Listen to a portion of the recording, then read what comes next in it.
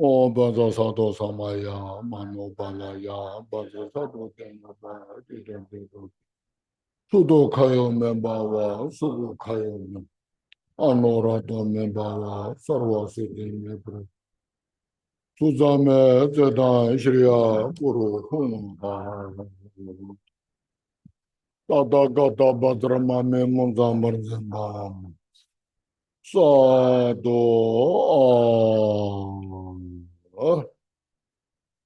Okay.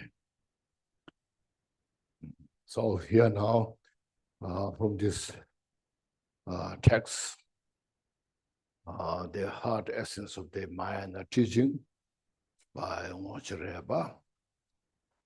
We're just starting from the beginning. Here this, I was, as he's mentioned, look or search for qualified teacher, guru, who can show you the authentic spiritual path. As I was explaining a little bit about this. Okay, then next what he said was, with the devotion that never grows weary, practice in accordance with the instruction of the Buddha, the teacher. Not necessarily Buddha, the teacher. Anyway, here, when you find such authentic teacher, there's a responsibility both. The teacher has a responsibility and the student has a responsibility. It's not one alone is enough. Okay. When the teacher has all the necessary qualities, may not have 100%, which is very rare to have 100% qualities, but at least about 50, Okay. We have to make sure, Then student should have also big responsibility.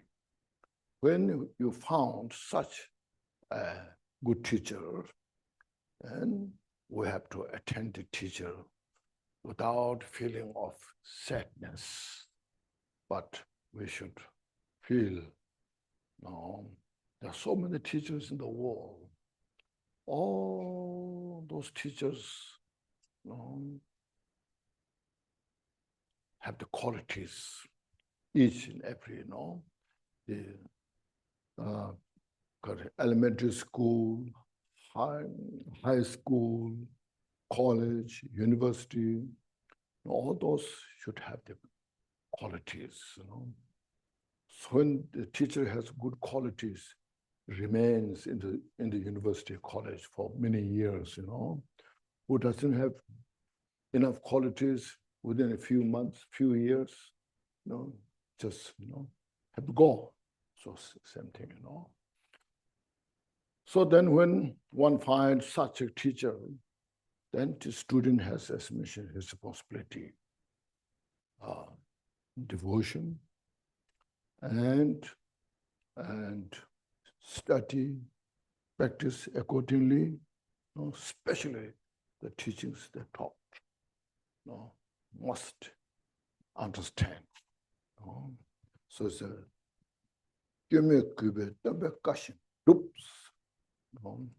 yes, mentioned practice. Here, practice means first you follow, you say, follow the teacher, qualified teacher, according to the instruction that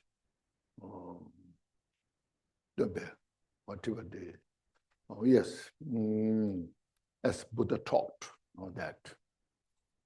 So that here next, Sangsin said, how to follow first, how to respect the teachers. Sangsin Zedang, one. And Sishu, second. Rinpoche, three. Those three.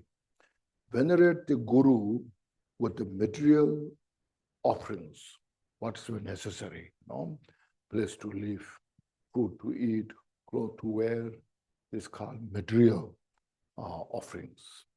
And then Sishu, service, whatever that needed. Also within the material, also like medicines, all these things. And Sishu, all the service, what they require, okay, like cooking food, so forth, all those things. Okay. Then next, material offering, service of the body, speech, and practice. What is said? Okay, practice what is taught. So those all are important, especially follow the practice. That's the most important point.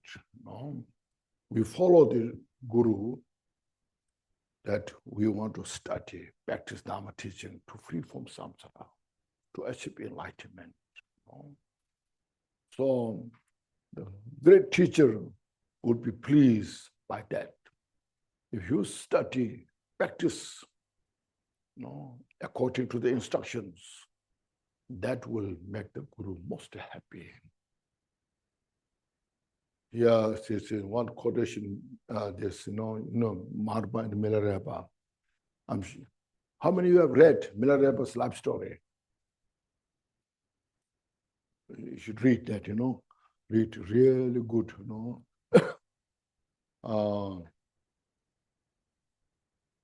First, like maybe Marba tortured Milarepa so much. It was not because he was mean, but to make a good practitioner, such a, what's called, tenacious. The word tenacious. What's tenacious? You don't know? Oh, it's good to know the word tenacious, making effort, okay, without losing your interest. Make effort tenaciously. You need tenacious effort, making one after another.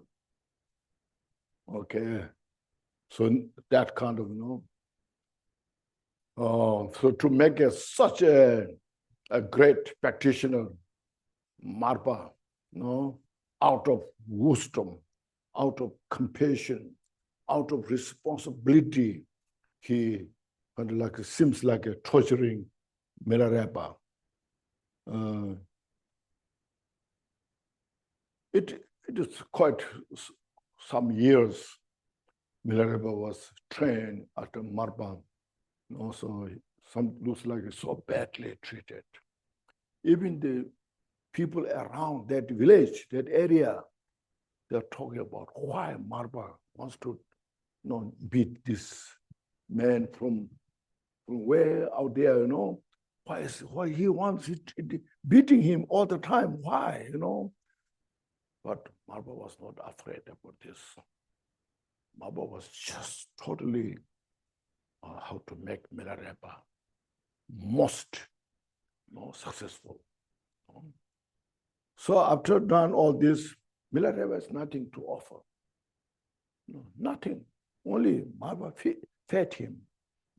You go to retreat, I'll give you food. So that. So they're saying, I have nothing to offer to my Guru, Milarepa said.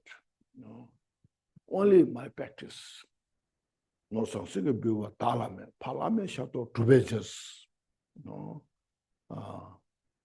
I have nothing material offerings to Marpa, but I will make please Marpa by my practice. And Marpa also said, you see, Jisung Kashing Tubaye, Milatoji Jensens. The Milarepa, who followed whatever I said. That's why I gave him all the instructions, Dharma practice. So like that, this is the most important point. And all others just for your own, just like the material offering, service, or just to the students, the students just to accumulate merit. So when you make those offerings like that, and you do with the devotion, it makes you like feeling of I can receive teachings, I can practice, I did these things, So there are three ways to please the teacher, the guru. So all the three, especially Dharma practice. Said, Sanskrit said, Sishu Prabhu.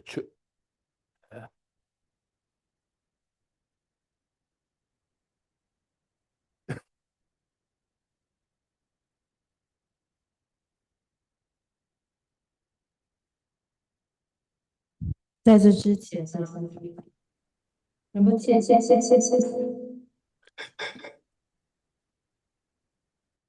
仁波切已经解释了。首先，第一个寄颂就是寻找一位具德上师，能为你指示真实的修行之道。所以接下来他要解释第二个寄颂，在四法当中，第二个寄颂就是以不疲厌的前进虔诚心，依照导师佛陀的教导修行。释迦牟尼佛陀就是我们的老师，所以我们要去哪里寻找这样子的一个精神导师？导师和弟子都有各自的责任。老师他可能我们没有办法找到180具足功德的老师，可是至少呢，我们要找到有58的学生。他如果已经找到具有如此功德的老师，他也是有责任的。在这个世间有很多不同的老师，包括在学校里小学、中学、大学的这些老师也是导师，所以都有一定的功德，才能够来这里来学校长久的教导学生。找到了具有善功德的这些老师，这个弟子也有责任，就是他必须要有对上师升起前进心，然后精进的修持，研读佛法，修持佛法。跟着呢，还要就是跟随上师的这个指示来修学佛法。那我们要如何来跟随这个上师来修持呢？接下来就说到第三个寄颂，就是以供养身语、成事以及修行来恭敬上师。所以在这边就是指呢，我们可以按照老师需要的东西来进行供养他。其中最重要的其实是跟随老师他需要什么。比如说我们跟随老师的这个教导，然后呢，并且我们要升起这种希求心，要去精进修持，然后最终证悟成佛。好的这些善知识都会感到就是开心，就是他们会心生欢喜，就是如果你跟随他们的指示来修学佛法的话。那其中最经典的一个故事就是马尔巴和密勒日巴尊者之间的这个故事。在密勒日巴向马尔巴求道的过程中呢，马尔巴当时好像就是用了很多手法方式来虐待这个密勒日巴。其实他并非刻意要去就是刻薄他，或者是就是虐待他。而是他要通过这个方式呢，他是出于对密勒日巴的这个悲心，还有这种责任，他要教好密勒日巴，所以他才会有这些举动，看起来像是在虐待他。密勒日巴当时承受着这些马尔巴给他的这些任务，还有就是要他去跟随的指示，就是密勒日巴当时就按照马尔巴的指示去做了那些事情，完成任务。当时的村民甚至还说，就是为什么马尔巴整天都要打密勒日巴？可是马尔巴并没有理会当时这些人的这种闲言，那他还是尽可能的帮助密勒日巴在修行的道路上获得成功。密勒日巴尊者他身无长物，就是他没有什么可以供养给马尔巴尊者的东西，甚至呢，他本身还需要马尔巴来给他食物吃。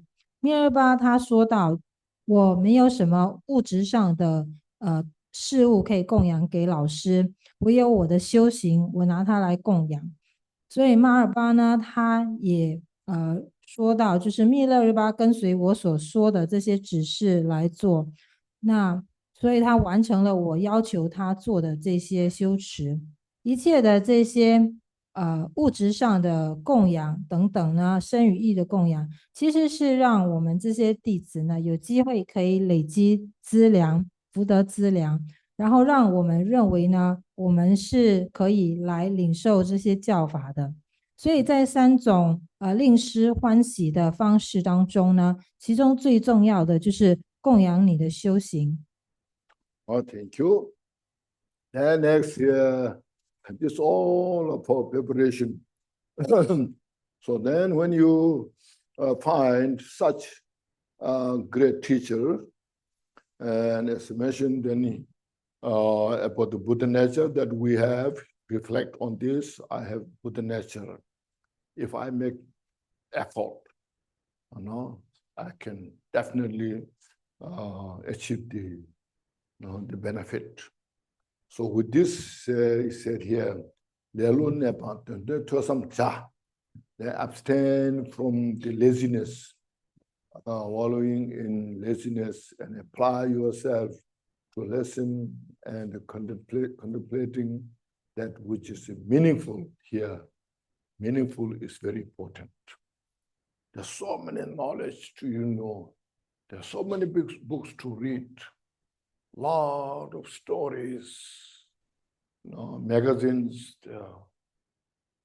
So then, so look at this. All rest, many are just wasting your time. You read those books and then just some interesting stories, but doesn't make much benefit or doesn't make much, sense. So Dharma, that is the Dharma. What kind of Dharma? The meaningful Dharma is which is meaningful, means brings the meaning in your mind. What is samsara? What is nirvana? And it's related to the Dharma itself, means virtue. How to develop the virtuous mind, how to avoid it, cause the mind related to the cause of suffering. Then comes to how to obliterate the cause of the war, samsara, comes from the three wall, the wall of the desire wall, form wall, formless wall, the three walls. In Sanskrit it's called kama dhatu, rupa dhatu, arupa dhatu, if you know those, So how to uproot the cause of these three walls, samsara. Then that which brings the meaning, how to achieve nirvana. So these are the meaning that you keep in the mind and read about those, and how to get out of samsara, how to achieve enlightenment. So this the meaning that you hear, first you read books, you listen to those teachings, and then contemplate on this, whether it makes sense or not, yourself make it. So this first, and get out of the laziness. There are three types of laziness. You know that? I'm sure many of you know. According to the Bodhicaya Avatara. How many people have read Bodhicaya Avatara? Anybody? No. Bodhicaya Avatara by Shantideva is a really great book to read. Okay? Such a wonderful. I see, Shantideva was writing this book, the Bodhicaya Avatara, and Milarepa songs are very comparable. They come together, So beautiful. It touches our heart. So read this. So according to that book, so we attach to our just being lazy, relax, comfort, One type of lazy, this everybody likes that, And going to beach, enjoy at the beach, or the botanical garden, And the second type of laziness is being busy for this life. Yeah. Oh, I have no time to sit.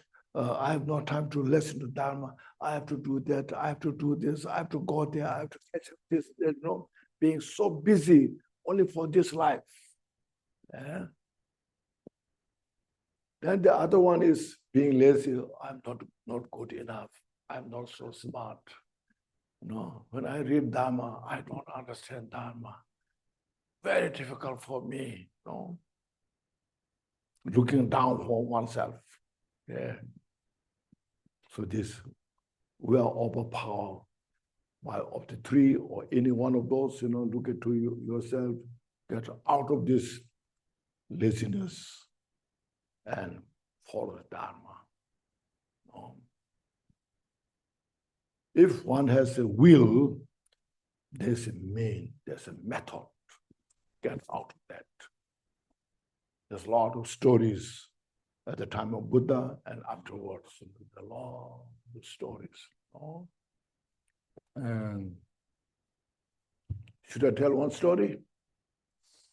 Okay.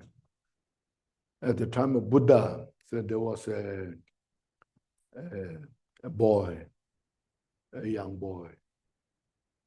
He was born in the Brahmin, Brahmin family is very prestigious, high class in India, that time.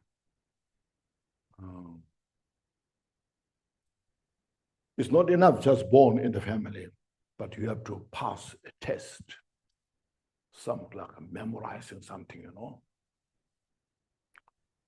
So that boy, he was born in that family. After he growing, then the family asked to memorize those things, to be part of their family. And he could not memorize at all. He tried all the best. Then at the end, the family said, "Now, we are so sorry. No, we also feel very sad. You have to leave our family. Now you are your own." So then he left. He was there. He lost. He didn't know what to do, where to go. Then one day, Buddha was walking on the road, and Buddha saw this young boy, had a feeling of lost, very sad. Then Buddha, out of great compassion, "Would you like to follow me?" And he was so happy that somebody, tells him, "Would you like to follow?" Because he felt he was neglected, all. So he said, "Can I follow you?" Buddha said, "Here, you can come with me." Then Buddha took him to his temple. Yeah. And there's so quite all the monks come together, chant prayer. So there, this hall. So Buddha gave him a broom to clean. So Buddha said, you just clean this hall. He said, just do it whole day, you know. So then he was so happy. So Buddha accepted me, you know. I'm so happy. So he was just cleaning, you know, just cleaning. And because of his joy, you know, privilege that Buddha accepted him, then he felt his mind was clear, you know, feel lighter. So then after some time, Buddha said, can you memorize this? Just very simple, you know. Dilpang, Timapang. He said, clean the dust, clean the dirt, you know. Can you memorize this? And he tried, he repeated after Buddha. So he said, yes, I can, you know. And Buddha said, you just simply repeat this as a mantra. You know, clean the dust, clean the dirt. You know. And he was so happy, you know, he was just, and Buddha bringing lunch for him, you know. Buddha goes for alms, you know, and they offer to Buddha. So Buddha brings the leftover, his leftover, gave to that young boy, a new monk. So then he was cleaning and then just cleaning the whole day. He was just sweeping the hall and chanting that prayer. You know? Just keep chanting that. After some months, maybe a year, then he was thinking about what this means. What it means, clean the dust, clean the dirt. So while he was contemplating on this meaning, then he said, oh, it is not just dust outside, dirt outside. It's the mental dirt, mental dust. If my mind, the mental dust clean, all the dust are clean. If the mental dirt is clean, all the dirts are clean, you know. While he was holding the broom in his hand, he was just composing these 4, you know, verses. One verse has 4 lines, you know. And he had the arhat that, you know. So like that you see. And there was a nunnery in down there. In the summer retreat, you know, summer retreat. So there was every summer there's a nunnery there, and they do 3 months retreat. So every year Buddha sent one monk to teach and during that 3 months retreat. You know. So that year Buddha sent him, that monk. And he was well known. He was the most stupid, who doesn't know anything, you know. And then when Buddha sent that monk there, nuns were not so happy. Buddha was looking down on us, you know, why we sending this poor monk, you know, to teach us. But then when he went there and then sat on the throne, and from that for the line, he explained the Dharma teachings for whole 3 months, you know, from that. And then everyone was so amazed. Buddha has that great skill. Even most stupid who cannot memorize anything, you know, establish such kind of, realization. That monk was one of these, 18 or 16 arhats. He's one of there.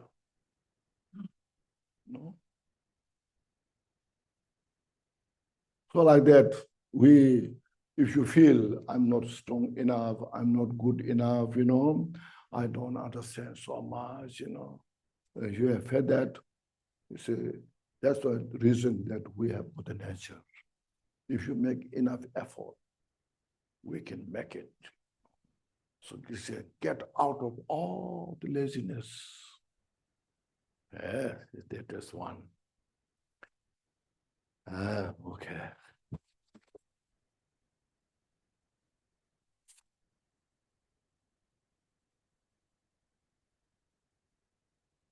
所以接下来呢，就是当我们找到这个具格的上师之后呢，他会指出，就是我们的这个所具有的这个佛性，然后我们如果能够精进修持，我们都可以获得证悟。接下来第4个偈颂说到，远离懈怠，精进于闻思有意义的法。在这边呢，这个有意义是非常重要的。我们平常会可能读很多故事，或者是书本、杂志等等，很多这些内容呢，书本的内容都是浪费时间的，它并不能带来任何的利益。这个法是怎么样的法？它的意义又是什么呢？指的就是它可以为我们的心带来意义。它这个内容我们读的这些内容必须和我们的心有关，能够开展我们的这种善心，然后它可以就是让我们的心明白这个业力因果或者是苦因等等。那所以以及了解这个世界轮回世界是怎么样运作的。那我们要如何去证得涅槃？要怎么样获得证悟，从轮回解脱？所以这些都是我们必须要去学习明白的。所以，我们在听闻了这些教法的内容之后，我们去跟着思维，在这边呢，我们要去远离懈怠、懒惰。仁波切他说到，在入菩萨行论当中，有说到3种懈怠。第一种就是，想要休息的这种懒惰懈怠，就是比如说想要去做那种开心放松的事，去花园走，或者是跟其他人出去玩，去海边。第二种是为了这一世而忙碌，就是他所忙碌的事情呢，跟佛法的学习没有关系，而是为了现世的生活而忙碌。第三种懈怠是他认为自己不够好，不明白佛法，看不起自己。所以，他也提到，就是《入菩萨行论》是一本非常值得去读的著。所以我们要去关照自己，就是是否有这3种懈怠之中的其中一种吗？我们都会就是说，如果我们有这些懈怠的问题，以我们的意志力去精进的话，其实都是可以去克服这个问题。在佛陀的时代，有一个小伙子，有一个小男孩，他是出生在这个高种姓的家族里面，可是他必须要通过测试才能真正成为家族的一员。他们就让这个小男孩去背诵一些典籍内容，可是呢，这个小男孩不管怎么做，他都没有办法记起这些内容，没有办法背起来，所以这个家族就说你不能够就是继续留在我们的家族里面，你必须离开，所以他就被放弃了。他也不知道自己要去哪里。有一天，他就遇到了佛陀。佛陀看到这个伤心的小男孩，就问他：“你要不要跟着我呢？”这个男孩就问佛陀说：我可以跟着你吗？那佛陀就把他带到自己的寺庙里，并且呢，给了他扫把，让他去打扫这个大殿。他感到很高兴，因为佛陀接受了他。他不断的打扫，不断的打扫，因为他心里充满了这个欢喜去做这件事情。他认为佛陀接受了他，他也感觉到他的心呢似乎获得了清净。然后，这个佛陀还教他了叫他背诵一句话，就是佛陀说：“你可以跟着记忆这句话吗？”就是他叫这个男孩跟着念诵，然后记忆。他就告诉他，清扫灰尘，清扫脏污，所以他就让这个男孩把这句话背下来，然后每天就好像念咒语一样的去念诵。所以佛陀他就是这个男孩呢，就是按照佛陀的指示，每天就是不断的打扫，然后一边打扫一边念这句话。所以他有一天就想说，这句话到底是什么意思呢？后来他就领悟到，其实并没有外在的灰尘，也没有外在的脏污，一切都是这个脏污和灰尘其实都是来自于内心，所以他所要清净的呢，其实是内心的这些染污。所以后来呢，他就证得了阿罗汉果位。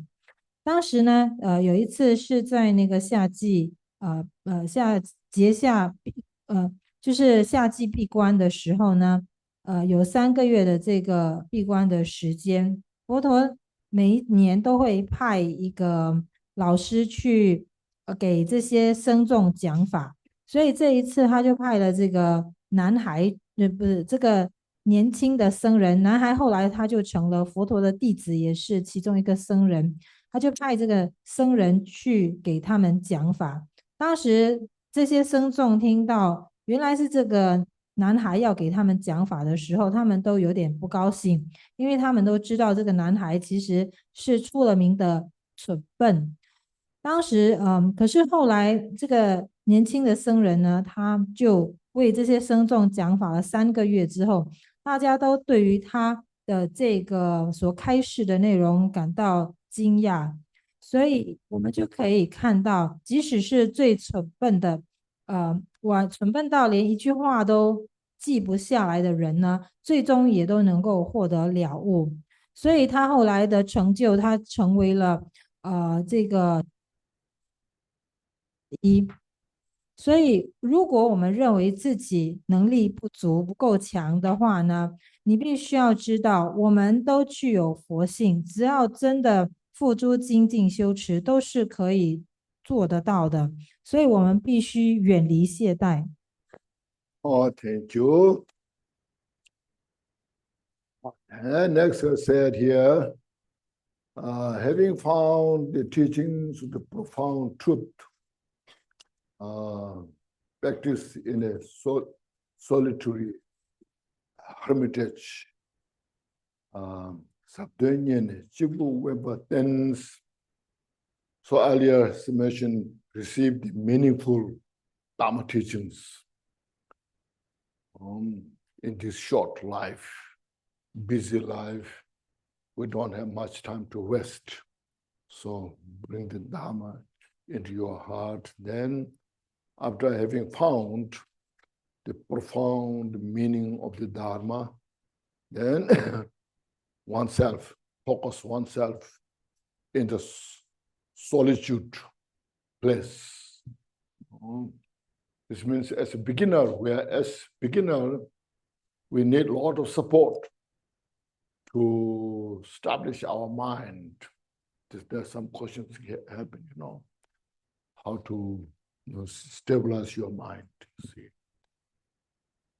our mind is very delicate, very easy to lose, just here, there, so quick, so fast, So to establish that mind in the stability, clear, calm, we need outer support. So for outer support, see, we're getting to the solitude place. It's one of the very important, in such a distracted area, very difficult. General idea, of course you can practice Dharma anywhere you like, but for right at the beginning, that's what they here said. That's like Lord Chikta, he hundreds of disciples, thousands of disciples come there, and he gives all the instructions. So he provides all the offerings to the monks. And so now you go to the mountains. So they all just went to the mountains, meditated. So that's his saying. So you remain in the solitude, and then contemplate on this. So there's now giving you advices, whatever you can. That's this especially who are urgent. Say, I want to achieve enlightenment so fast. So first, when you have that kind of motivation, now to accomplish that motivation, you have to make together all the conditions. So one of these says, remain in the solitude, says after you found the meaning profound, all the teachings here, basically, then you remain in the solitude and practice. First, hearing, when you study Dharma, there are three things. Hearing means reading books, listening to the teachings. First, that one. Second, contemplation. You contemplate what you have heard of, what you have read, whether it makes sense or not. It's very important to have that kind of empirical understanding. And once you understood those, then you put into practice. You have heard, you have seen a lot of monks debating, Have you seen that? This is just it's part of the contemplation. Part of the contemplation to understand what that means, with a lot of reasoning and the debate. You don't necessarily have to clap your head, your hand, but you can discuss, ask questions, what it makes sense. If that is the case, what's about this? If this is this, what's about that? You can ask all those questions, discuss all these things, Once you are convinced to understood, that doesn't mean you are realized, okay? Still, our glaciers still fresh, they're alive. Purpose is to get rid of our mental afflictions. Those are the difficult, very difficult to get rid of. That's our focus. And the main purpose of Buddha talk teachings is that. Because without that kind of working, we cannot free from samsara. If you know hundreds of volumes of books, you can preach, you can talk. But as long as these mental afflictions are fresh there, it's alive there, we cannot go anywhere out of samsara. Still we're sinking in the samsara. No? So all our focus should be, look at the mind. What makes my mind difficult? Including the three poisons. Look at the three poisons, what? As yesterday I mentioned a little bit, like say, if somebody says something bad thing about me, I feel pain because it touches my ego. My ego says, you don't deserve this, You have to retaliate, you have to work hard, See, if even anybody says, oh, all the bad things about me, if I see as an echo, then I'm all right, okay, then my mind is peace. But until then, it's painful. My ego is so fragile, it's so sensitive. So Dharma practice is just to handle that. Because that's our suffering. Yeah. Relation to this, our attachment, aversion, and then all the arrogance, all those mental afflictions, you see, that makes us most suffering in the samsara. They are the root cause of samsara. And we are suffering from this. Look at now the leaders in the different countries, who are arrogant, who has more ego. It makes more suffering in the country, Those who have wisdom, compassion, taking the real responsibility of the country, and people are so appreciative, peaceful, Look at this, so precise. So that's the Buddha's teaching about, see. So that's why we respect Buddha so much, to this. So this is the main point. How I can, with well-organized mind, then I can take care of this, my mental afflictions. Because that is my own responsibility. Nobody can take that out. Even Buddha comes here in front of me, Buddha cannot say, oh, you have this kind of ego problem, I will take this away. Cannot do that. So Buddha can teach me how to do this, but I have to do it. Like a delicious meal in front of your table, So then they will say, your best friend will bring the food there. Say, no, please enjoy it, Then I have to eat it. My friend cannot throw the food in my mouth, So like that, Dharma practice, Buddha prepared all this, like this wonderful teaching text, so that of all focus, any Dharma practice you do, chanting mantra, sitting, all the focus is how to reduce these 3 portions.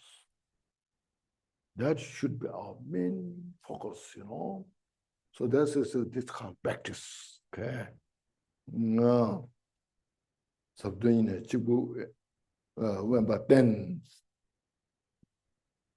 and it follows the same thing, Generate diligence in such a practice place where all the perfect qualities are present. So when you found in such place, solitude, then there your focus there.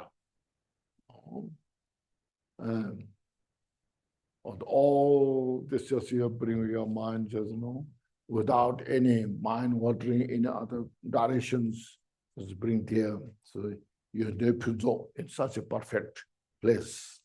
Then in there you abide, stay there, and then you to get rid of this our pernicious attachment, get rid of that, and then make every effort joyfully. Okay.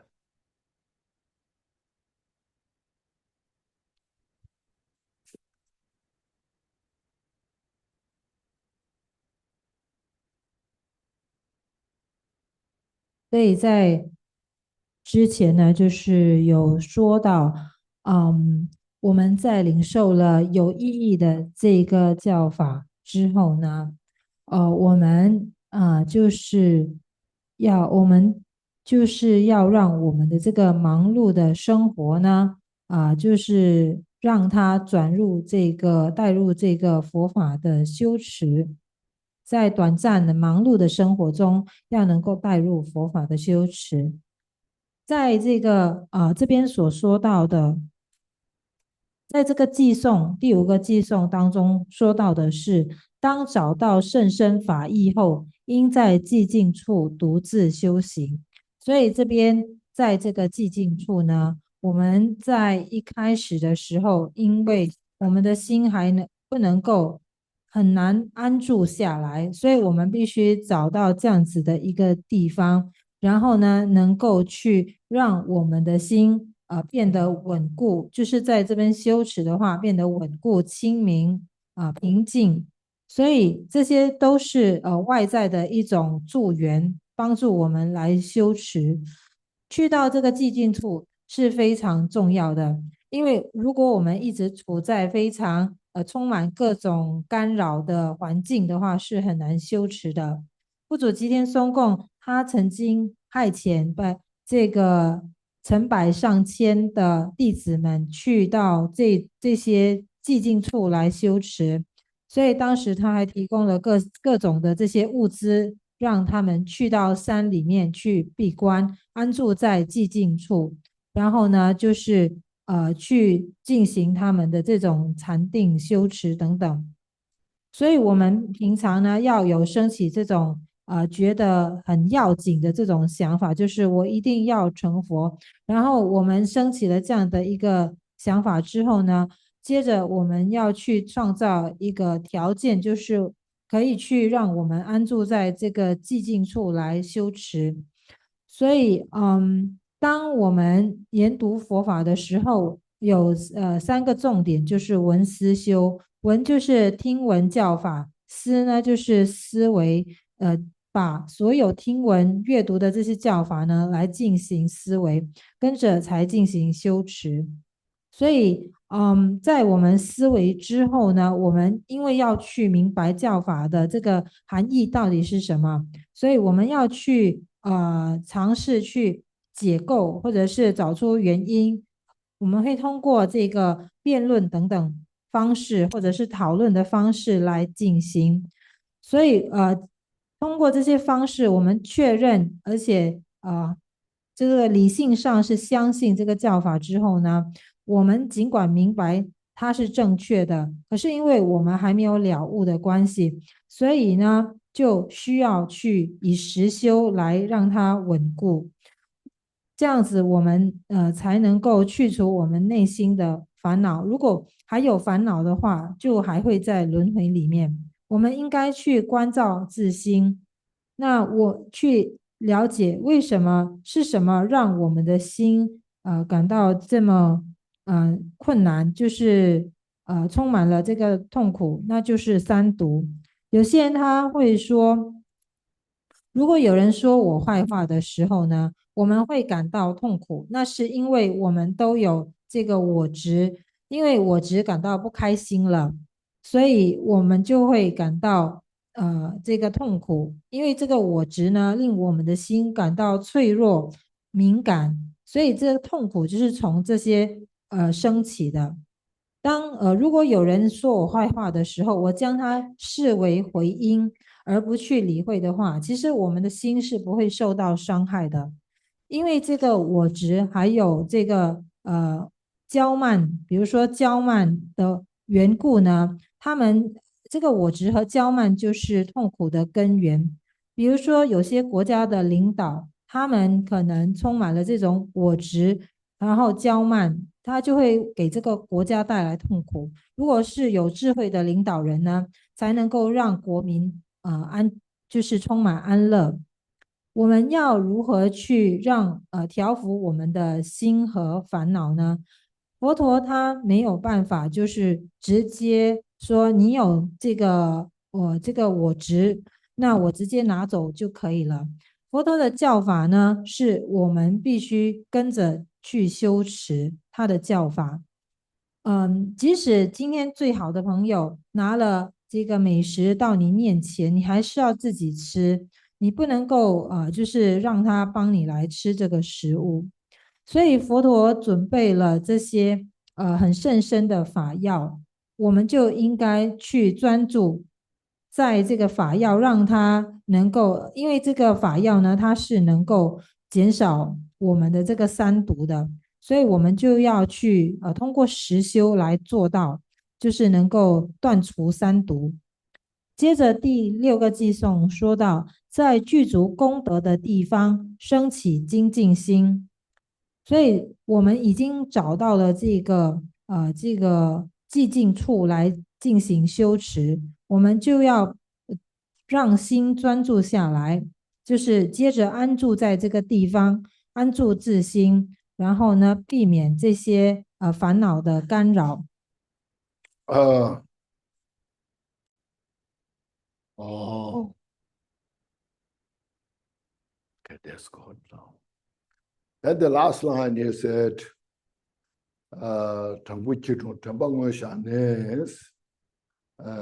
sit straight and cross leg and give rise to mindfulness awareness. Mindful awareness. Yes. When you could do this, sit and make your body straight, your shoulders really expand, and the head little bend in front, slight bend in front, and your hands cross this, meditation. So sometimes you hear 5 branches of the body, or sometimes there's 7 branches of meditation. This because when you could have that body good, or the positive posture, then it said the wind flows freely. When the wind flows freely, and it helps your mind to abide freely, rest. So the body, the good posture of the body helps to support the mind to relax. When the body is twisted, then this is the wind flows the wrong place, and then the mind cannot relax. So that's that. So these all here mentioned, of course, more details in the commentary, the book itself. But here you see, this all gives you information. Now, when you really go to retreat, if anybody wants, and give you all the important informations.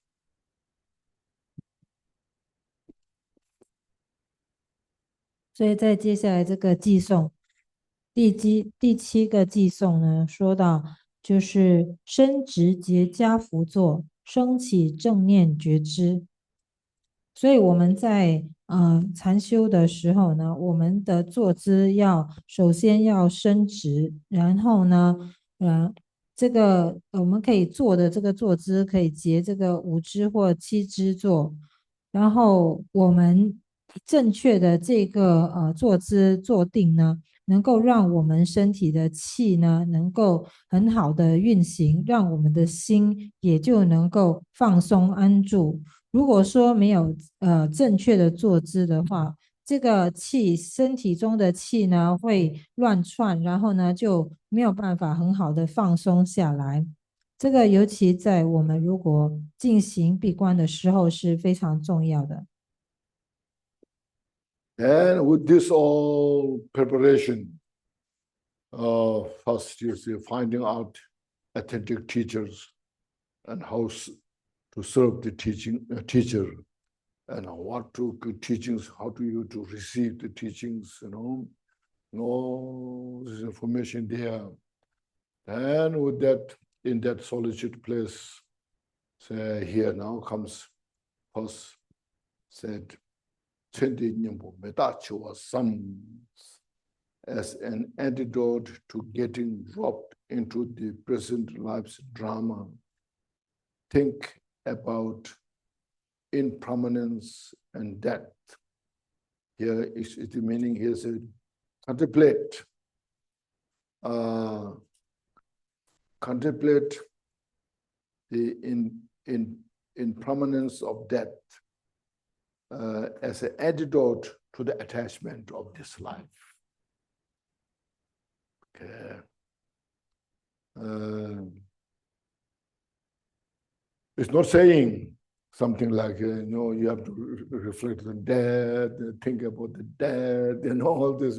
So, sometimes people say, when you talk about the impermanence and your dying, sometimes Buddhist is so negative, just, you just contemplate impermanence and then you will die, this. Why not enjoy your life, where you are thinking about the death and impermanence, you die anyway, you no need to think about it, Everything is impermanent, why you need to have to think about it? Here, first of all, we have such a precious Dharma, a method to obliterate total root cause of the samsara, suffering, See, so to do that successfully, then we have to, instead of confused, instead of just remain in the confusion, so wake up from the confusion. What is going on in your life?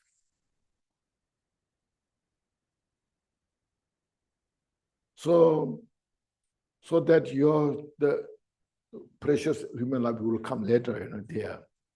Possible to contemplate in permanent changing. We all, like including me, we know one day we'll die, Everyone knows that, isn't it? But are you planning to die today? Not, isn't it? Yeah. Are you planning to die tomorrow? No, isn't it? You even don't hesitate, I may die today. You never think about that. I may die tomorrow, We just go on and then say, I have this plan I have this project, I have planned this, today I have this, tomorrow I have this, next week I have this, this year I have this, next year I have this, isn't it? We plan to remain the samsara for thousands of years.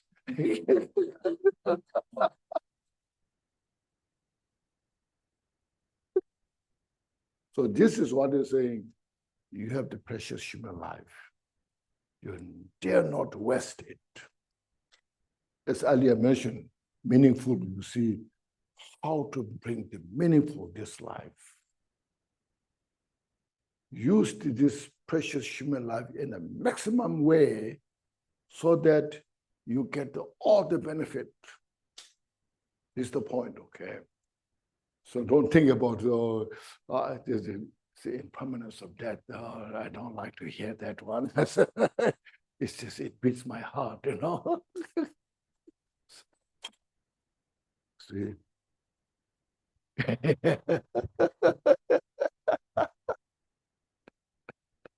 See? So like that, so you got the point.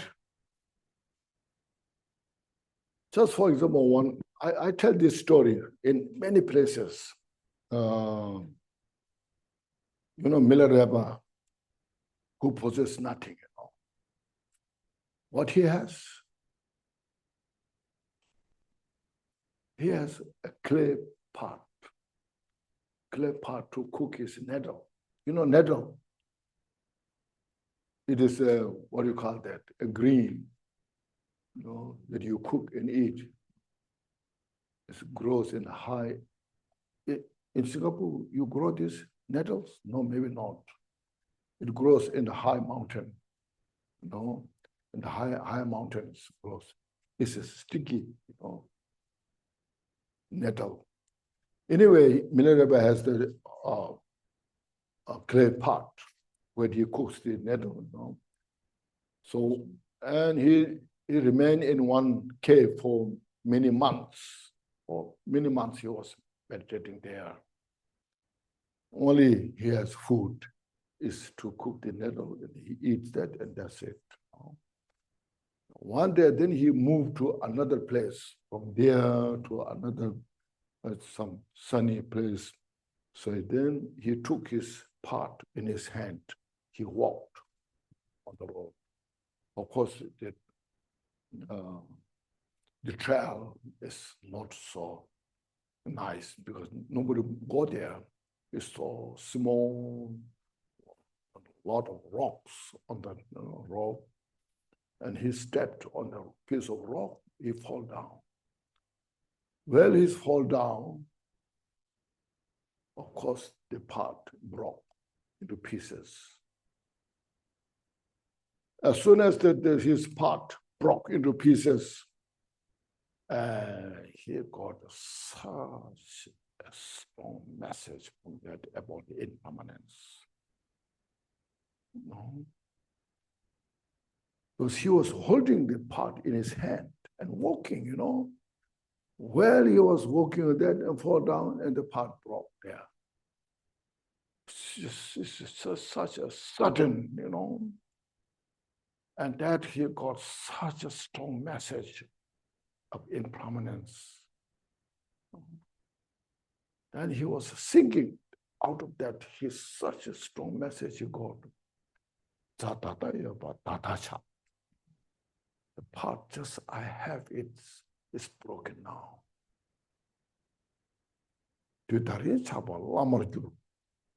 Now this part, today it broken, it becomes my great teacher.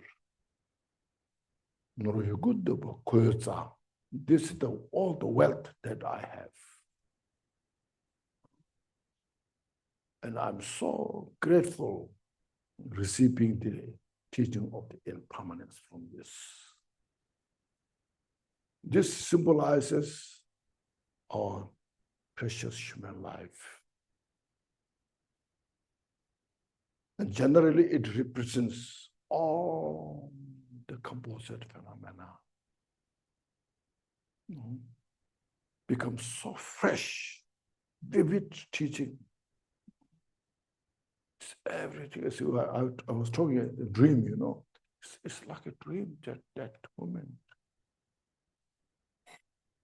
And he was so grateful having that experience and wisdom that he received from that fresh teaching.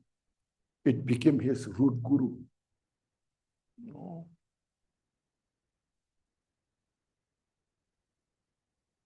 He was nothing but only appreciating that. So now I must practice harder. Who knows what happens now? In that moment, it's just the path wrong. No, have not prepared, no. Because he holding the path, get to the other place and cook more needles, But accidentally, the path broke there. And that teaching becomes so fresh to him.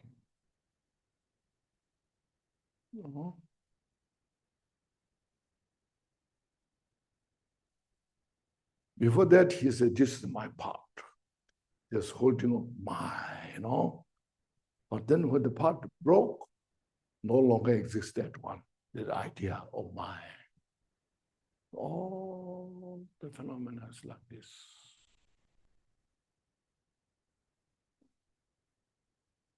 It doesn't mean don't carry your life, but how to relate. You see, makes sense that,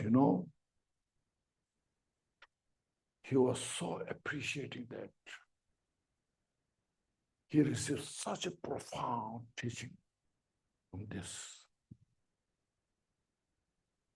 More than Gyaltshen Mahamudra out there, That was that moment.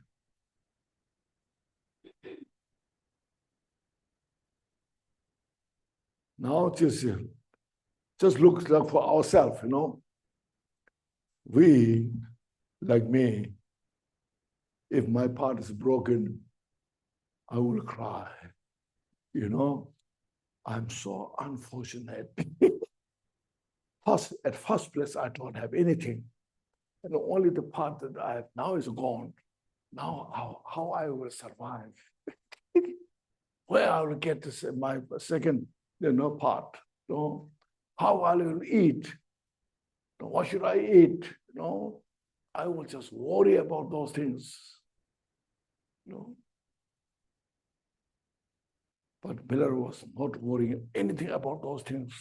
Only just totally rejoicing and feel grateful about this. So see, that's what Dhammapada gives us the wisdom. It was so precious. It doesn't mean don't care your life, care. But you know how to handle things. You can find part here and there, see. But meanwhile, we will be worrying so much, feeling of unfortunate, What's wrong with me? I don't have anything. I'm worthless,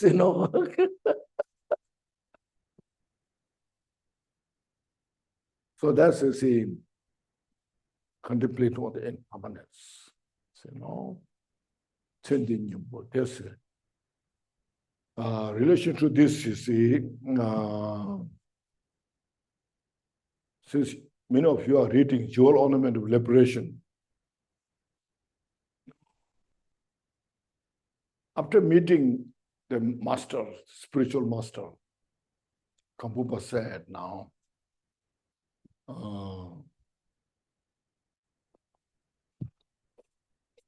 why we wander into samsara? Okay.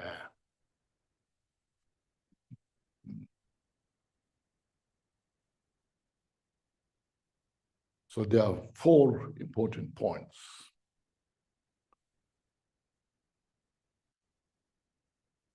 Having attachment to this life, here there's mean, a remedy to the attachment of this life. Contemplate on the impermanence, see. So attachment to this life, this success, all for this life, to become famous, okay, powerful, successful, all this, and we consume all our energy for that. We haven't got in time to practice the Atma. So that's one obstacle, that we are not free from samsara. Even we are Buddhists, we don't think so much for next life. I'm good enough if I'm successful this life. Business, politics, all this for this life. And some may think, it's like we say, the Pure Land, say prayers to Amitabha so that when you die, you're born to Pure Land, these things you see. Or something say, maybe next life, may I not born in the hell realm, Holy Ghost, may I born in the human life or the God realm, So for next life, we attach to this pleasure of samsara. Okay, that is one, the second obstacle, that we are not free from samsara. Then third, maybe say, I understand samsara from the top to the hell realm. No, there's no real peace and happiness. There's this suffering is there. Some are experiencing suffering, some are experiencing suffering of change, and some are suffering of the condition of suffering. Even in the what's called the formless world, achieves such a high state, totally in the meditative state, non-conceptual meditation, but still you are not free from samsara. They are under the condition of suffering. So from from the formless realm to the hell realm, samsara has no absolute peace and happiness. And I cannot longer remain in the samsara, but for only myself. I want to free from samsara. Individual liberation. So third. Now fourth, say, I don't know how to attain Buddhahood. If we ask somebody, do you know how to attain Buddhahood? What would you say? Many people say, I don't know. No, not understanding to achieve, to become Buddha. No. So we, under the four conditions, have not free from samsara. This very important point. So those who read of the jewel ornament of liberation, focus on those. Meda konda korwai yimel and jabata jamden jo mate. So just me chuna that number she ne te tamatam jan do's say. So for the antidote or remedy attachment for this reflector, as I mentioned, the Milarepa, say every second, you don't know.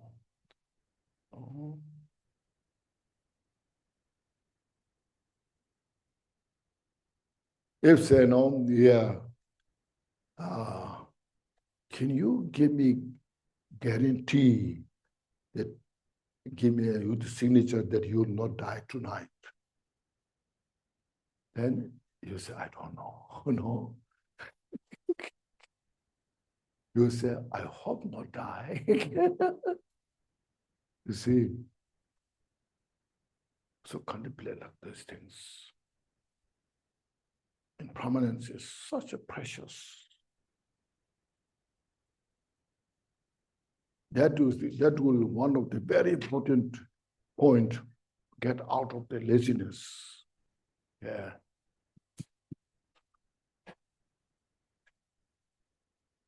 And impermanence is not something negative, please meditate. Okay. It's something very positive. Just understand the reality nature. It is, This will give us how to become a better human being. Then you practice Dharma every day, as much as you can. Even you may not go to the solitary place, or out in the mountain, even your daily life, you can contemplate impermanence anywhere, everywhere. Look at the driving car. The car is the wheel, the tire of the car going so fast. It's a sign of impermanence. Everything going so fast. Oh, this is the impermanence. Meditate on those things. Anytime we are walking, eating, all the time contemplate is impermanent. Look at the mind, how much your thoughts are coming, going. It's all impermanent. There's nothing to grasp, nothing to hold on. Meditate this, you see, and give you such great comfort. As this morning I mentioned, past is past. No, the future is not come yet, but in between is so fast. Doesn't stay in 1 second. Look at the river running. If I saw this river last year, I would say, I saw this river last year when I was here. Then if I went back last week, and today if I go back, I'll say, I saw this river last week with my friend. Actually, river you saw last year is gone. Last week, I saw it's gone. I know what I'm saying, just running. You know, so doesn't stay in 1 second. So we are deceived by our confusion, seeing something permanent, which is so impermanent. Make sense? These are very important. How we should acknowledge this, how our confusion, deceived us. We are under the confusion, under the delusion. You see, that's what it's, that's called, as mentioned, contrived. It's fabricated. That brings the suffering.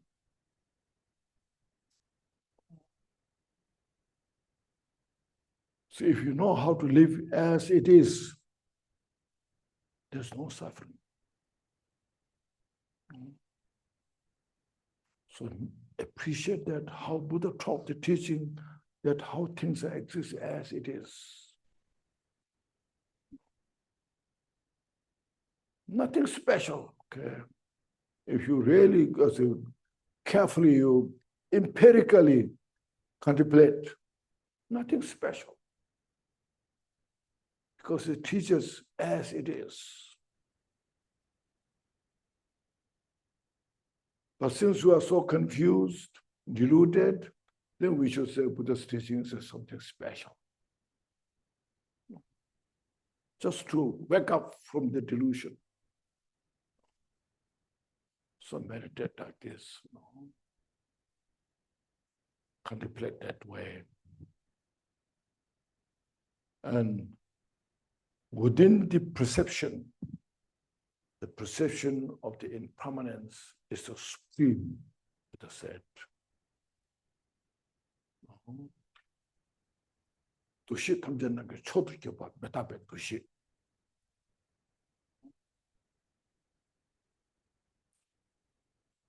Okay. So, looks like I talked long.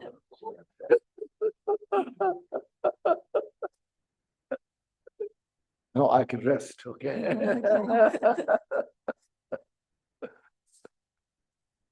好，我们现在就是来到第二个部分，就是断除气过的第一个偈颂。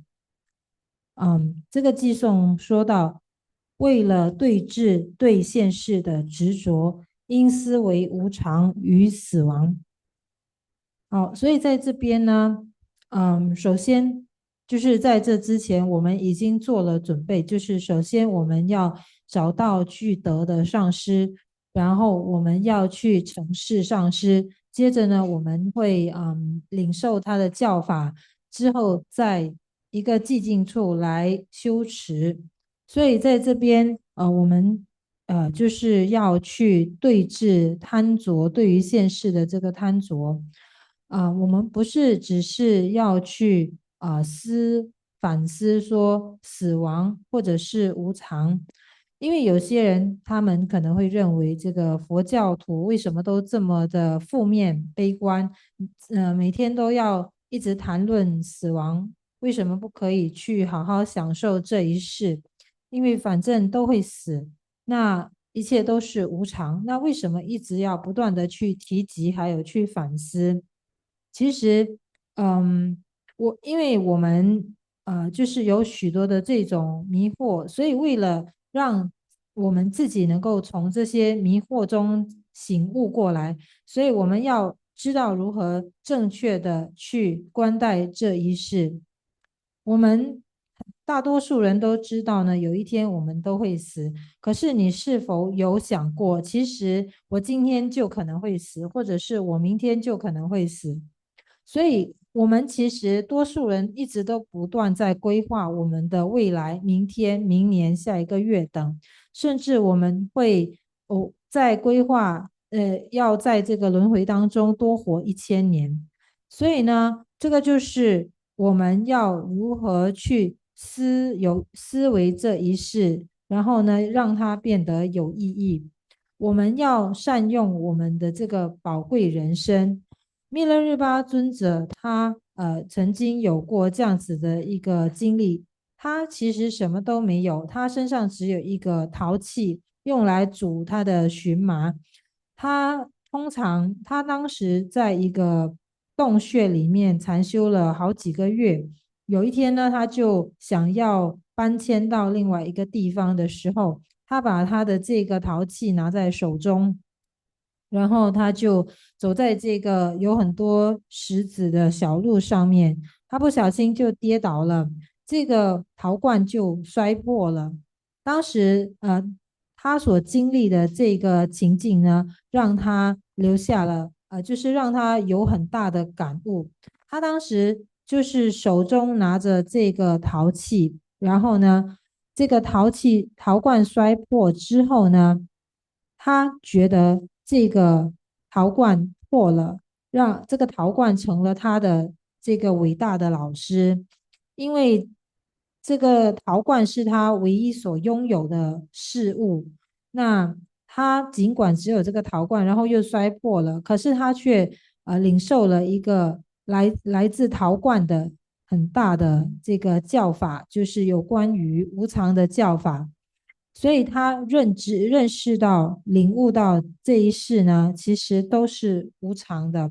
那这个生命呢，就如同梦幻梦境一般，他很感恩所发生的这个情境。那他很感恩他所经历到的这个情况，这个情况也成为他的根本上师。所以他也因此呢，更认知到，就是我必须要精进的去修持。陶罐尽管破了，却给了他一个极大的这个教法，所以呢，他心中充满了这个感恩。在这之前呢，他可能心里想着，我手中拿着这个陶罐，那现在这个陶罐破了，其实就并没有一个所谓我的陶罐存在。所以我们要明白，我们要去了知的，就是我们要如何去准备我们这一世，就是要去认知到这个无常的道理。所以我们现在关照我们自己，如果今天是我的陶罐破了的话呢，我会怎么样？那上师是说到呢，我会因此哭泣，因为我会感到我非常的不幸，我唯一的这个东西都破了，那我以后要怎么样煮食物来吃？那我要吃什么？怎么吃？等等。密勒日巴尊者完全没有这样子的担忧，他甚至心生随喜感恩。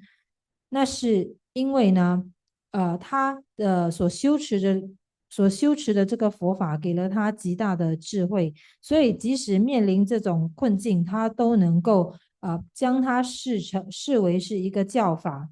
所以并不是说呢，我们就不要去照顾我们的日常生活，那只是说我们要如何去转化我们的这个思维，如何去看待事物。我们不需要因为这种事件的发生、情境的发生，就感到自己非常的不幸，或者是觉得自己没用等等，不需要升起这些负面的想法，而是借此机会去思维无常。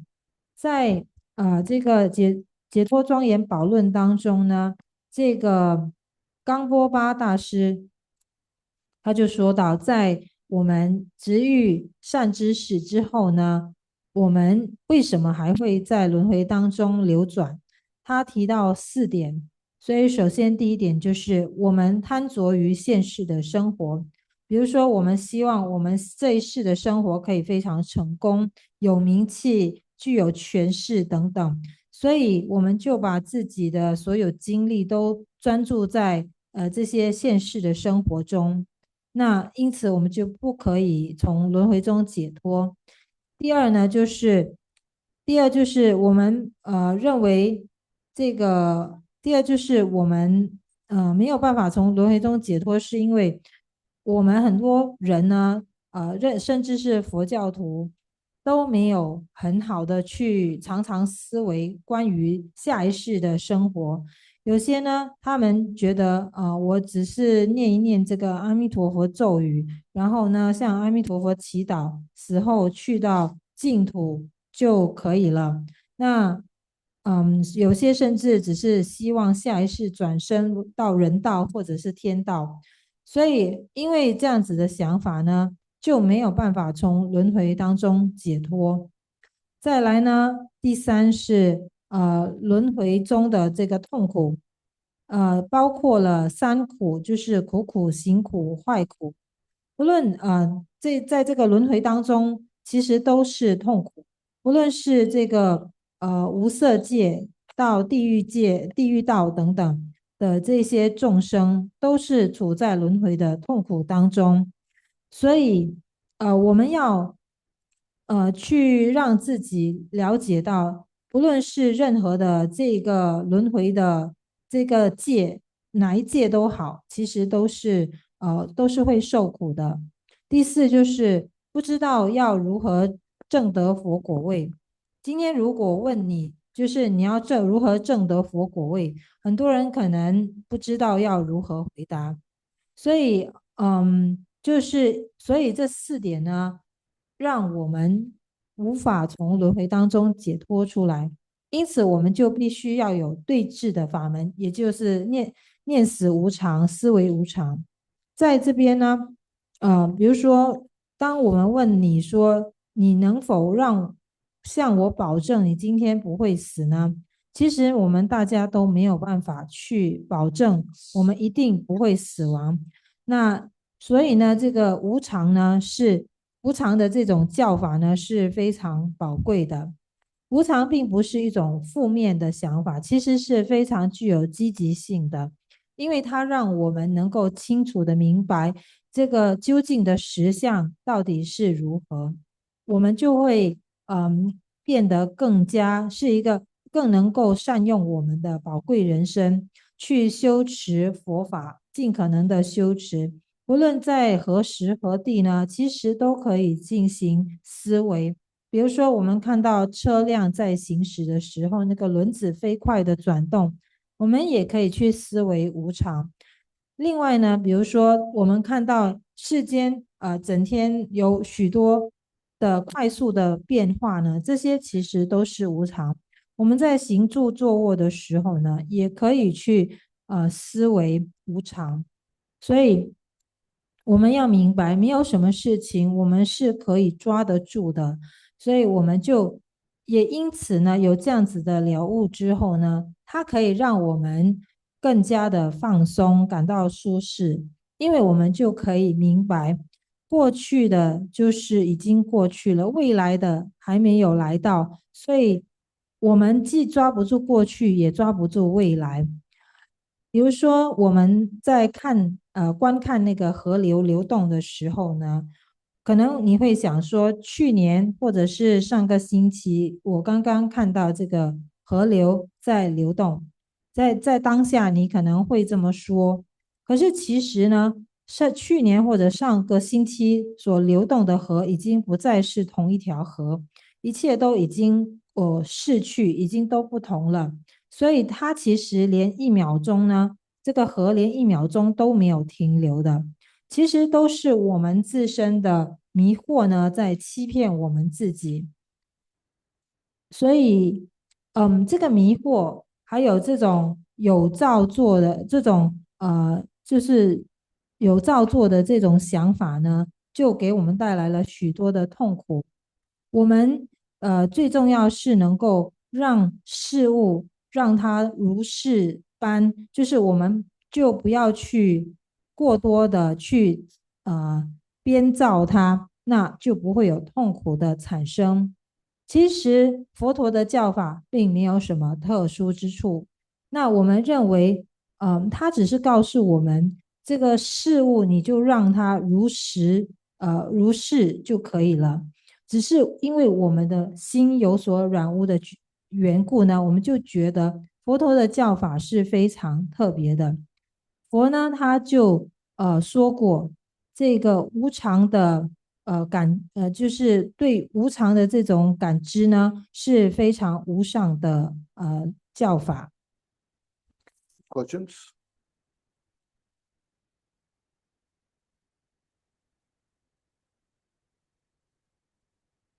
Does the deity practice encompasses the three trainings? Three? Three Three training, trainings. oh, Can you elaborate the connection between the deity practice and the three trainings? Three training. Yes. That's as mentioned from Konchog, the stages, the path of Vajrayana is three training. So when you practice deity yoga, any practice like say Chenresi, Tara, first you have the pure motivation. See, it's the morality, moral ethics, Shila, your mind free from all the other delusions. So that's the first good foundation. Even we just say beginning, Sangye Choda, I take refuge in the Buddha, Dharma, Sangha, and then by the practice of generosity, so forth, may I attain Buddhahood for the benefit of all sentient beings. So these are the foundation of the morality, Shila foundation, And with that, you contemplate any deity practice you do at the beginning when you're opening the prayers. Then after saying those prayers, they say, I'm sure they are what practice there. You say, Omo so Baba Shoda Sarva Dhamma so Baba Shoda. You say that, you see. So there you need good contemplation, samadhi, dissolve into emptiness, everything. From within emptiness, you see, then lotus flower. On the lotus flower, moon disk, sun disk, whatever you, then there some have, some may not have seed syllable, like a Tara, Tam syllable, Cheresic, 3 syllables, so forth, From that light, the light radiate and make offering to the Buddhas, purify all the samsara, light returns and transform into the deity. You see, all this you need good samadhi. Okay. Very good samadhi you need. Without that, you chant, your mind walks around, it doesn't bring any benefit, So then, after you become Tara or the Chandrasik, then you use it's also contemplative, which contemplative means samadhi. With that good samadhi, you see. And then you, the meditation, the light going out, coming back, purifying all your obscurations, and seeing inseparable of the appearance and emptiness, So that's a praja. Okay. It is, there's no substantial things. Also, not only that, after purifying all this, then you dissolve into emptiness. That's the arising stage, completion stage. The total completion stage without sign, dissolve into emptiness. Meditate there. That's the praja, enlightened state. Okay. That is all your delusions are dissolved into that emptiness, the wisdom. Yeah. So you meditate there. So doing meditation there. Since this is what we have to do, since we have not realized, since we are not perfected, so they have to do this repeatedly. Manifest into deity, dissolve into emptiness, manifest into deity, dissolve into emptiness, We're exercising all this so that we get used to it. And then finally we find everything is illusory nature. as I mentioned, manifest, dissolve, you know, everything is that nature. But we're doing this in a pure form. Your physical yourself transform into this deity's form, and mentally transform into wisdom and compassion form or state. So this is do this practice successfully. You can see how it is important to have these three training.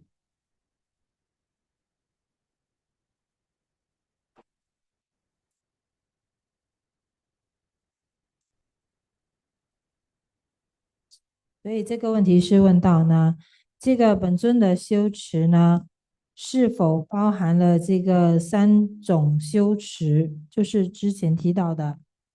所以你可否延伸多做更多的这个说明，就是如何结合本尊的修持和这个3种修持。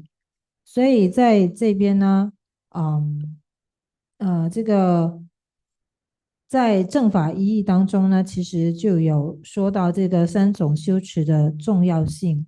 我们在修持本尊的时候，包括修持观音、度母等，那我们都可以结合这个3种修持。所以首先第一就是要让我们的心呢，离于这种幻象。所以这个就是第一个部分，虚拉。所以我们在这边呢，就是要首先，要比如说我们在行皈依一开始，在做皈依发心的时候，我们会念诵这个皈依文，还有就是祈愿文，祈愿比如说要为了利益一切众生证得佛果位，所以这个是第一个部分。所以第二个部分呢，接着就是我们念诵这个本尊修法的这个内容，包括了整个升起次第，好像比如说观想这个莲花、月殿、种子，然后接着升起这个本尊，然后呢放射出光芒，光芒收摄，加持我们和众生等等。所以我们做这些升起次第的观修呢的时候呢，我们念诵，并且将自己升起成为本尊，比如是度母等等。那我们就在这个过程当中，我们是非常专注的，所以我们就是会安住在这个三摩地。所以这边就是第二个部分。接着第三个部分呢，就是我们第三个部分就是圆满次第，也就是我们我们完成了这个修持之后呢，我们将这个本尊还有所有的观想融入这个空性当中，所以这个就是进入到这个证悟的境界，也就是 prajna。所以呢，我们安住在这个境界，并且进行禅修。我们由于还没有圆满我们的修持的缘故，就必须不断的去反复练习，就是练习升起这个本尊，然后融入到空性中，就是反复练习这个升起和圆满的过程。我们这样子去进行修持呢，那之后它是非常重要的，所以也是融入了这个3种修持的这个方式。Yeah, one more. My mother is a Mahayana practitioner, and she had the view that Vajrayana practices is not authentic For as it is she doesn't Bhajan practice is not not authentic. not authentic. Okay. Yeah, authentic. As it is not in the sutra and teachings, Yes. are not within the Buddha Shakyamuni's times. So she will make negative comments on Vajrayana and discourages me from practicing it. How should I handle this situation?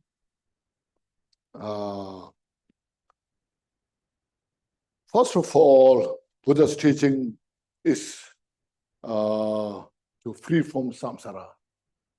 All, okay, and all, as mentioned, the Theravada, Mahayana, Vajrayana, equally we appreciate the four foundations: impermanence, precious human life, and the suffering of samsara, reflecting at the karma costs so much.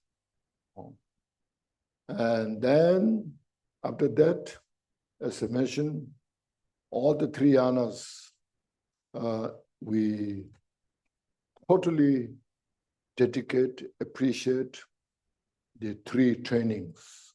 Okay, the moral ethics as described in the Theravada, Mahayana, if not more, so much that is appreciated. Okay. And then after that, all are discouraged to, not discourage, encourage, I should say, encourages to obliterate all these mental afflictions, kleshas. No any yanas give you a sense that these kleshas are allowed. Yeah. Because if you explain Buddha, what's Buddha? Buddha means fully awakened. Fully awakened means all the delusions are totally taken care of. No any obscurations are there, one becomes Buddha. And the true wisdom knowing as it is, and wisdom knowing everything. No, that Buddha. No. Then you see, Vajrayana, as mentioned, it has such a great skill to handle all these things. No. Of course, you have to first train step by step, okay? Right from the beginning, if you practice Vajrayana, you can go nowhere. No.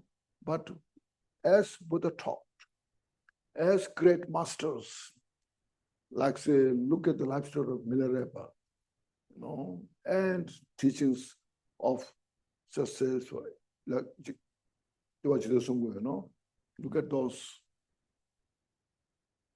And you see, it's transformation. Oh, this. Sometimes you see Vajrayana with the consort, you know, they say, so all it is not Buddhist, they say. But it's totally misunderstood. What about that?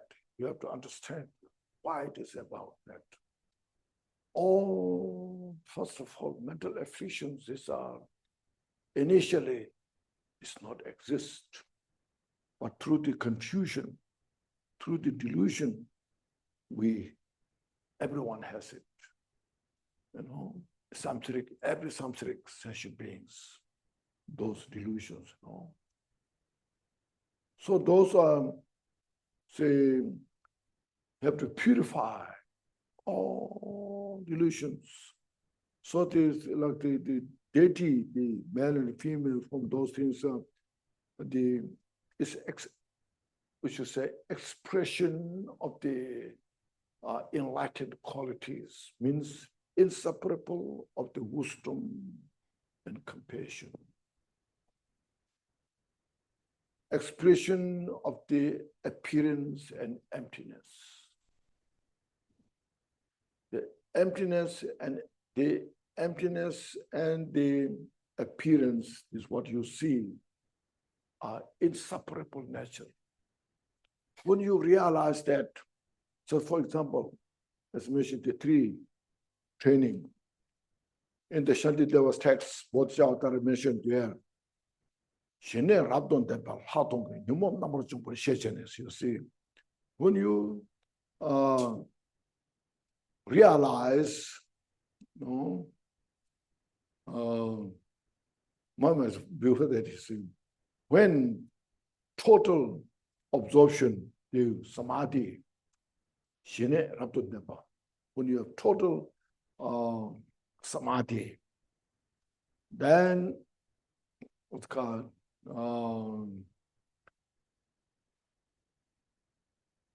synchronize with the special insight, inseparable nature, synchronize with the special insight, then all the delusions are totally obliterated, taken care of. No? So that you need that samadhi, you need samadhi. No? You need that wisdom, special insight, prajna. If one is absent, doesn't work. No way to achieve enlightenment. So you see, so yes, I know it's not just new. It's way back, there are a lot of confusions, misunderstood. But if they can practice through that, you can see how the benefit is. And then some we misuse, some individuals, we misuse Vajrayana and becomes controversial. Okay. Some teachers, we'll practice chakra, channel, this, that, misuse. It's unfortunate, what I can say.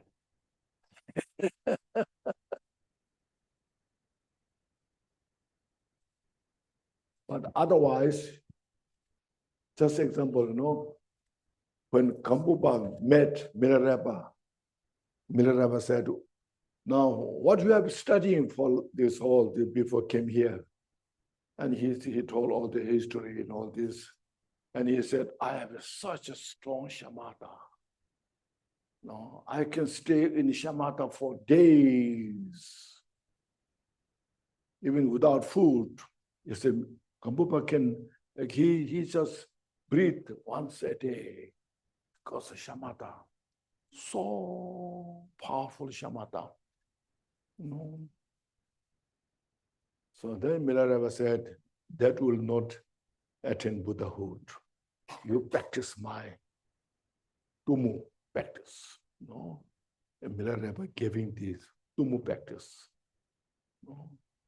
And Kambupa realized within a week, because of that, he has such great shamatha,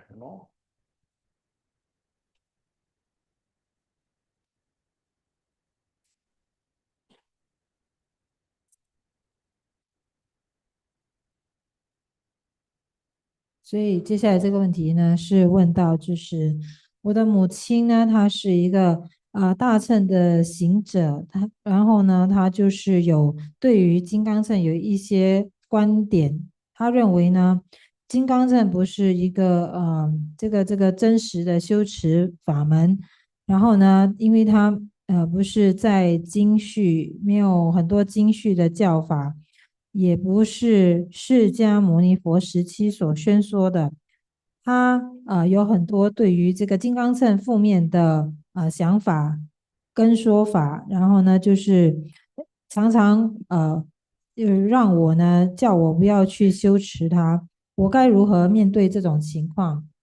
首先，就是佛陀的教法，其实是为了让我们从轮回当中解脱。不论是上部座大乘还是金刚乘呢，都同样具有这4个基本的这个重点，就是无常、宝贵人生，还有就是轮回是苦，还有就是这个业力因果。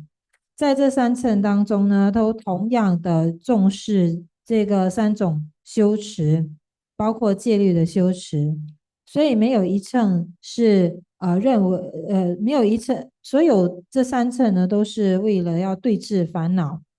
佛陀这2个字呢，它的词义就是圆满的觉悟者，所以他已经完全没有任何的这个障碍，而且有这个遍知一切的智慧，在金刚乘这个金刚乘呢，有很多这种善巧的这个法门。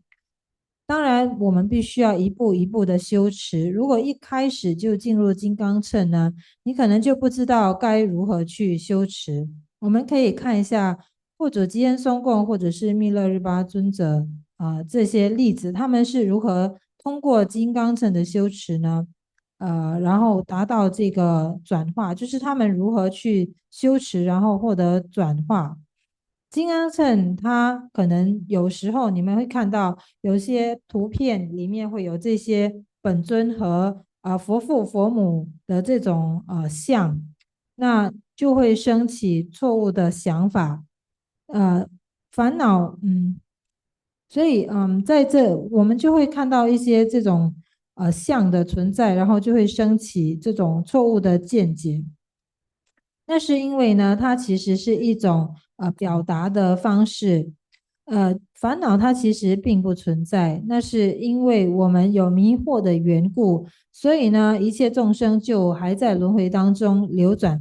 我们的目标是要清净这些染污，所看到的这些本尊，然后佛父、佛母等相呢，它其实是一种表征的方式，表达了就是这种证悟的功德，佛证悟的功德，以及这个显象和空性双运的这种境界，他们是无二双运的。这个祭天菩萨呢，就是他也曾经说过，就是当我们处在这个三摩地的时候，我们同时让我们的心呢去进行这个内观，然后我们就可以去除我们心中的这个染污烦恼。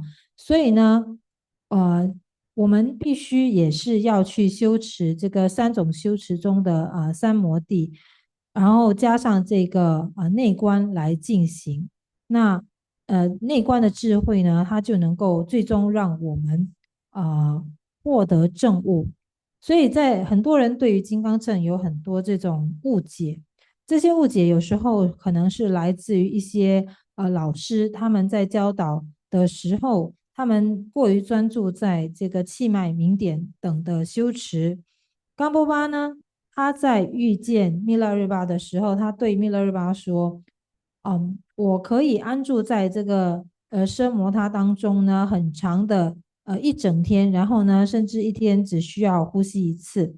密勒日巴尊者他就说，这其实没有办法让你证得佛果位。于是密勒日巴尊者就教导他如何来修持这个着火。所以呢，最后呢，这个冈波巴大师呢，他才获得了成就。Sometimes maybe you're wondering why I say about the Shantideva's quotation, the Samadhi and the Prajna, what's related to the Vajrayana, What I'm saying is method and wisdom. So Samadhi is the method. And on the basis of that method, you need wisdom, special insight.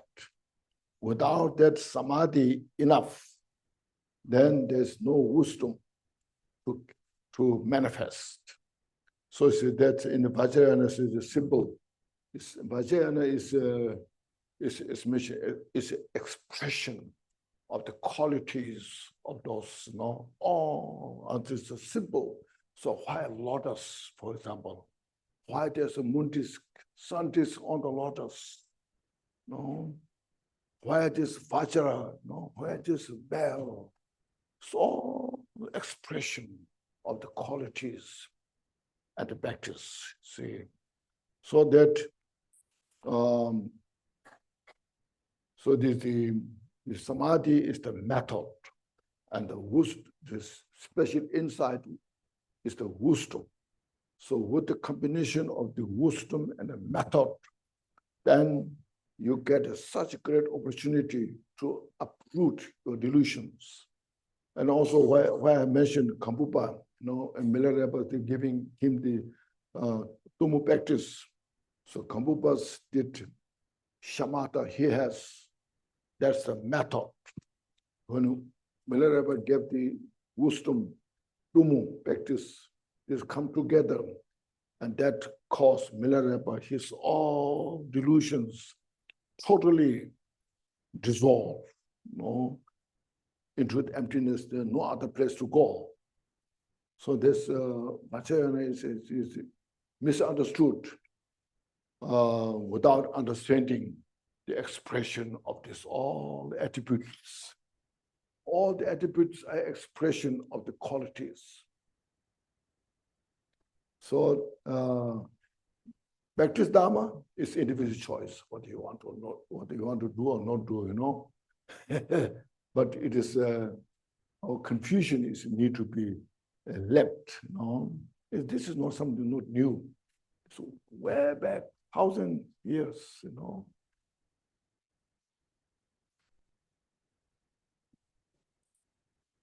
所以，这边仁波切他又在补充，就是他为什么要提到这个祭天菩萨说到这个奢摩他，还有这个对不起三摩地以及这个内观，就是他在这边呢，他其实是三摩地指的是方便，然后这个 prajna 内观智慧呢。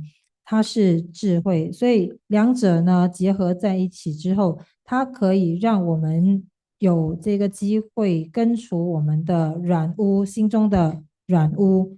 所以呢，没有这个智慧的话呢，我们是没有办法显化这个方便法门。所以这个就是为什么在金刚乘里面有很多这种各种的象征的表征的这种象征手法，就是好像月坐、日坐，或者是金刚灵杵等等，他们其实都有这种象征的含义。在那个冈波巴大师遇到密勒日巴尊者的时候呢，其实冈波巴大师他当时已经有在修持这个奢摩他，所以就是他结合了密勒日巴尊者教授他的这个着火之后呢，他就能够完全的去除消融他的这些染污。所以在这些金刚乘里面的象征，很多象征的这些图像意象呢，都是表达的是一种证悟的功德。所以我们学习这个佛法是个人的选择，只是说呢，我们必须要去除我们心中的这种迷惑。Thank you. Please breathe in, inhale. 我们现在吸气。And exhale all your stress. 吐气，把你的所有压力吐出来。Now inhale all the blessings to Buddha into us. 吸气，吸入所有诸佛菩萨的加持。And exhale all our stress. 吐气，吐出你所有的这些压力。And once more, we inhale all the blessing, the wisdom of all the Buddhas into us. 再一次吸气，吸入这个诸佛的所有的智慧。All our doubts and fears and delusions are exhaled. 吐气，吐出所有的这些怀疑、恐惧。And then today, what we went through, just reflect and refresh. If you find some useful, you keep in the mind just to practice. And then you say, appreciate that today I have this precious human life. Because of that, got this opportunity to reflect Buddha's teaching. 所以现在你可以去反思意念，今天所学到的对你是否有什么益处？如果有益处的话，你可以就是之后不断的修持，并且呢，要去感恩有这样子的宝贵人生来学习佛法。Then all the merit that we receive today and others, sentient beings, Buddhas, all merit we bring together and dedicate to free sentient beings from all their suffering. And please say this dedication prayer. 所以我们接着要念诵那个回向文，将今天一切众生以及我们自己所累积的功德呢，回向给解脱，就是一切众生解脱轮回。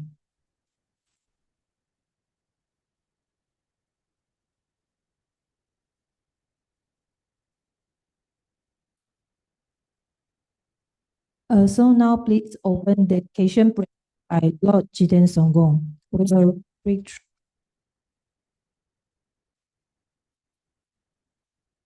glorious, holy, Rich Lamas, Divine Assembly of Vedants and Assemblies of Buddhas, Bodhisattvas, Yogins, Yoginis, and Dakinis dwelling in the 10 directions, please hear my prayer. May the virtues collected in the 3 times by myself and all sentient beings in samsara and nirvana, and the innate root of virtue not result in the 8 worldly concerns, the 4 causes of samsara, or rebirth as a Sharvaka or Pratyeka Buddha. May all mother sentient beings, especially those enemies who hated me and mine, obstructors who harm, misleading Maras, and the hosts of demons experience happiness, be separated from suffering, and swiftly attain unsurpassed, perfect, complete, and precious Buddhahood. By the power of this vast root of virtue, may I benefit all beings through my body, speech, and mind. May the afflictions of desire, hatred, ignorance, arrogance, and jealousy not arise in my mind. May attachment to fame, reputation, wealth, honor, and concern for this life not arise for even a moment.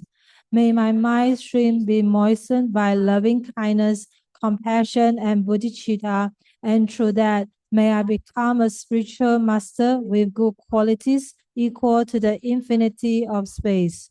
May I gain the supreme attainment of Mahamudra in this very life. May the torment of suffering not arise even at my death. May I not die with negative thoughts. May I not die confused by wrong view. May I not experience an untimely death.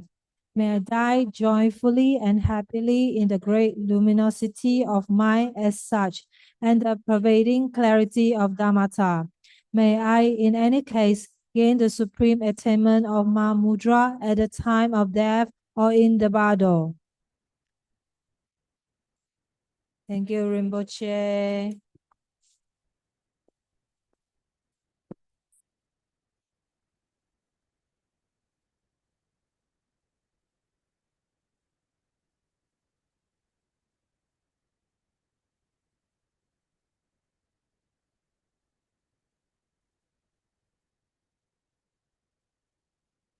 Thank you, Rinpoche.